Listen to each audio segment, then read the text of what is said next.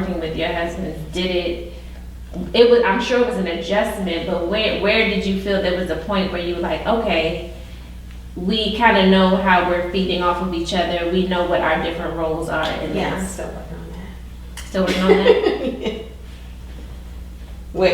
As far as your roles and everything. Yeah, I'm really like with that's why you. Subtitles, my face. Subtitles. Because with you coming from your corporate position and now into this position, yes, how are those roles, like, how is it working? So when you talk about work-life balance, and this was how I felt in corporate, and it's still how I feel now. My life outside of work is more important than my work. I don't care what I'm doing, because at a certain point, even if you're pursuing your passion, even if you're in your ministry, if it is what you use for your livelihood, it's work. And my first ministry, after God, myself, is my husband. That is my first ministry. So I have told him in no uncertain terms, I would throw all this away if it even starts to feel like it is threatening my marriage. Because my marriage is good. It was good before this. So I'm not going to let no man, including this business. So as much as it is a great thing for our legacy, and so that I keep that at the forefront. We get to disagreeing over something. I'd be like, look, I quit. I quit right now. And he's like, that is not the answer. And I'm like, but just know that our marriage comes first. Now, in terms of our roles, I'm a Leo. Me too. And I am very much, while I'm not into like astrology and stuff, I'm very much an alpha lion. I am that. So I play a very different role in our marriage than I do in our business, actually. I take a back seat. Omar has a lot of vision when it comes to our business. He's in medical, so he's a nurse. And we're in medical mental health. So it's really more in his wheelhouse than mine.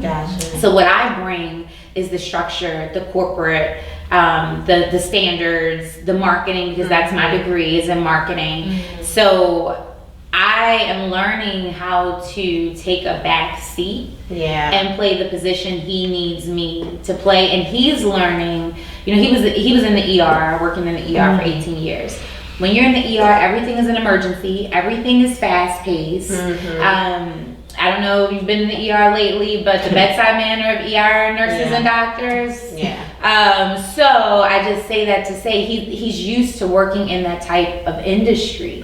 So now working with your wife, I'm like, who are you talking to? What? No, you didn't. What? And so we are both learning to work together in this space, because that would never happen in our home. And so trying to create that divide, and what has been really helpful for us is trying to run our business like a business. So we now have staff meetings, which we didn't have before.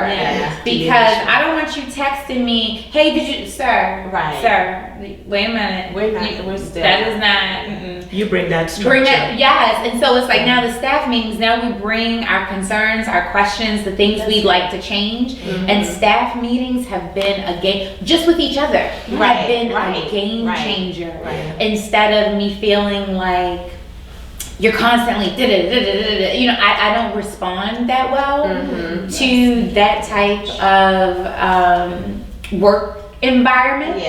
So trying to help them, choosing my words wisely, because you might listen to this. So it's one of those things where just like we teach someone how to love us, we have to teach our spouses how to treat us and how to work with us in that space. And for me, I've had to learn how to let something go that was a business disagreement, and not let that bleed into you not having the bedroom, or you not having no dinner cooked, or you like that's not right. That's not right.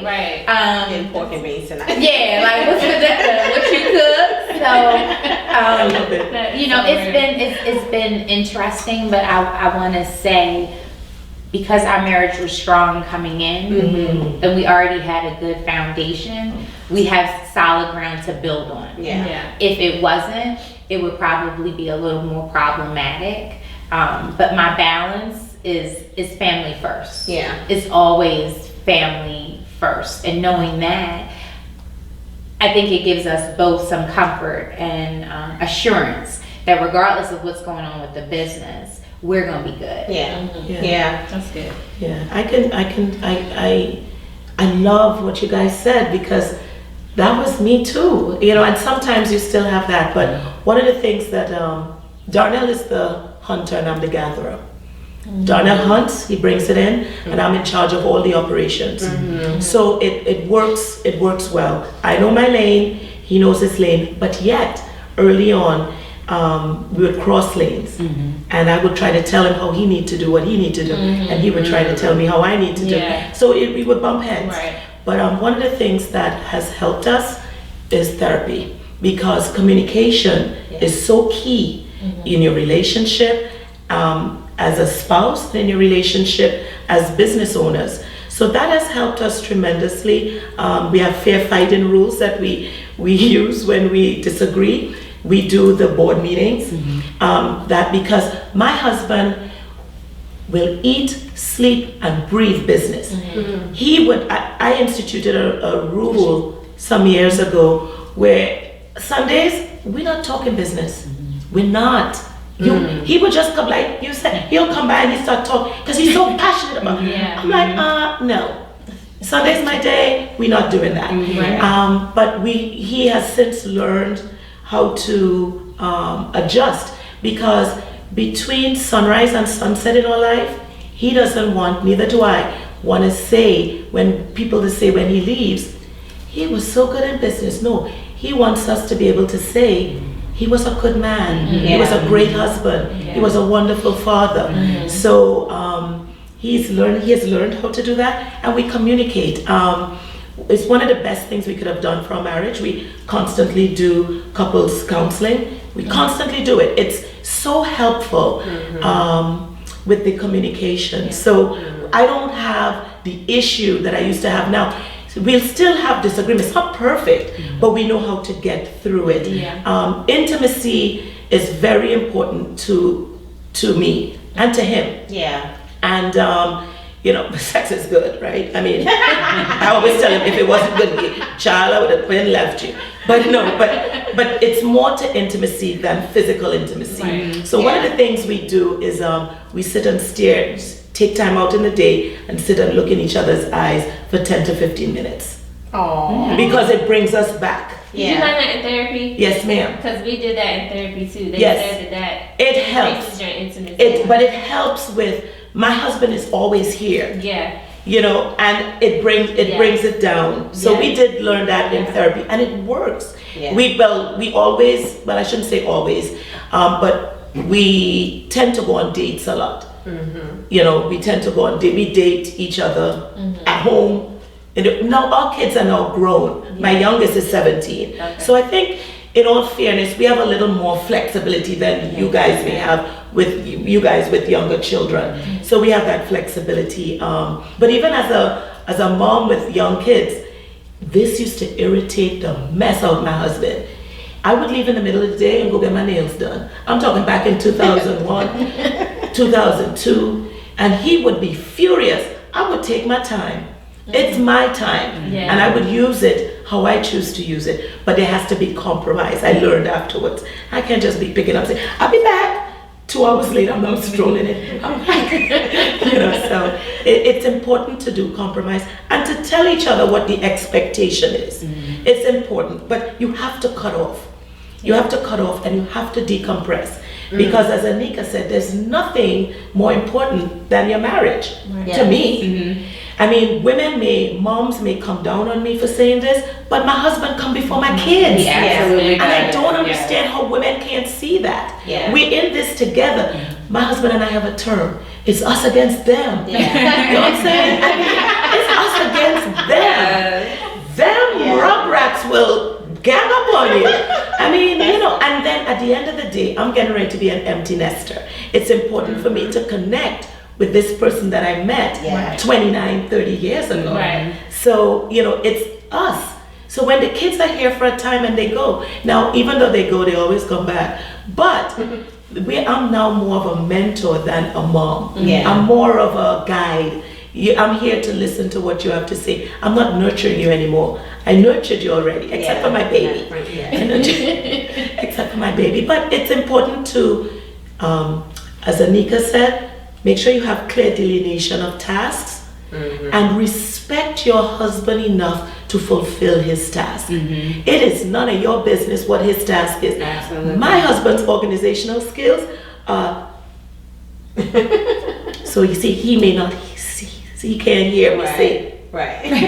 So if he Oh, but he can see you though. okay, sorry, babe. But if it is that he, I used, this is something I used to do because I had what is known as an A-type personality, whatever that is, because you can't be completely A-type. Yeah. It's still a combination. His desk would be it's an organized mess, he calls it, but he's an engineer, so it's the way he thinks, and I have to respect that. I would go and organize it. He goes in, he don't know where nothing is, Right.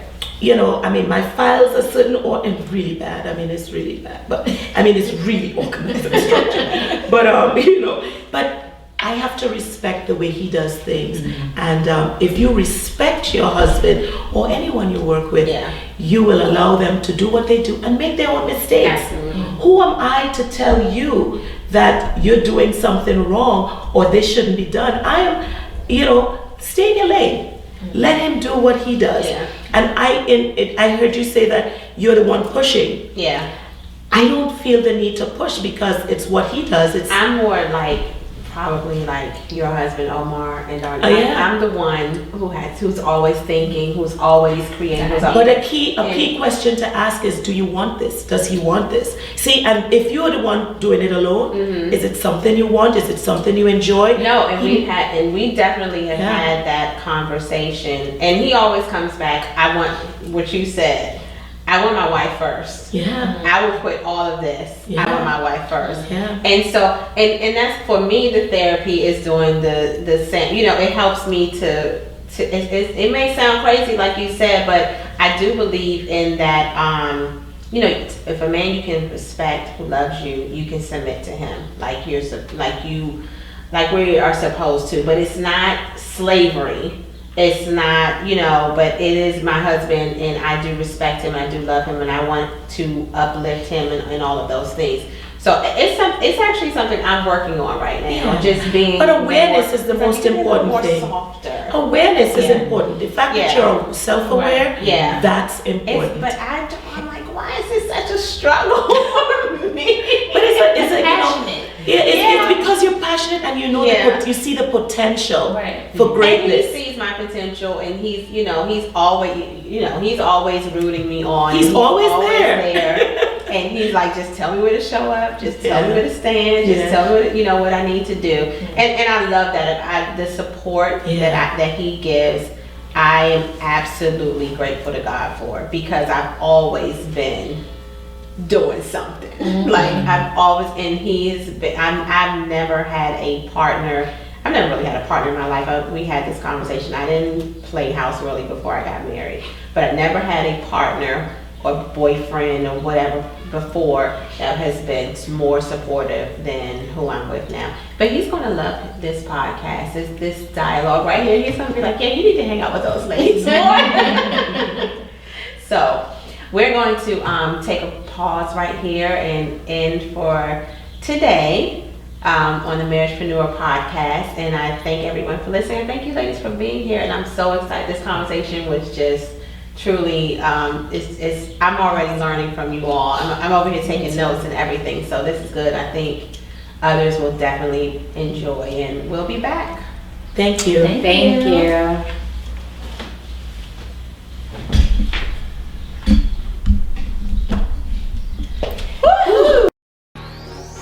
One plus one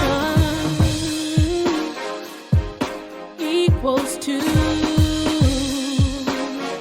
Love, work, and marriage is what we do.